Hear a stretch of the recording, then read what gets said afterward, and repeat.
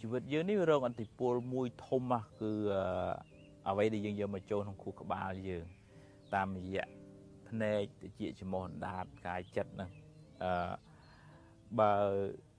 យើងយករឿងល្អមកទុកក្នុងខួរក្បាលយើងជីវិតយើងក៏បានសុខច្រើនដែរប៉ុន្តែបើយើងយករឿងមួម៉ៅក្តៅក្រហាយមកទុកក៏មានបញ្ហាខួរក្បាលយើងដែរដូចជាយើងហូបចំណីអាហារអញ្ចឹងបើយើងហូបអាហារមានជាតិគីមីយើង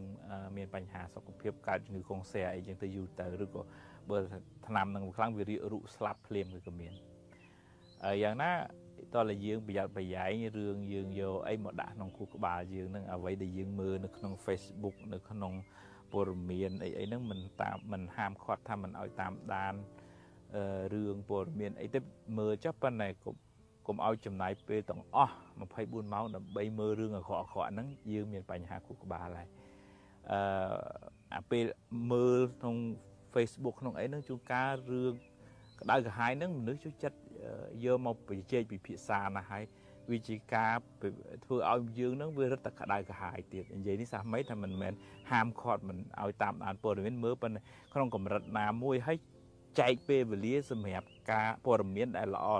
មានការអប់រំការណែនាំដែលអាចធ្វើឲ្យ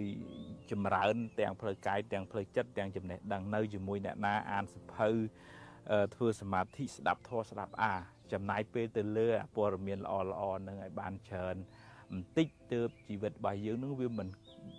ព័ត៌មាននៅក្នុងចិត្តរបស់យើងនឹងវាមិនអាក្រក់ពេកណាបើមិនជាយើងនិយាយពីខួរក្បាលយើងវាមាន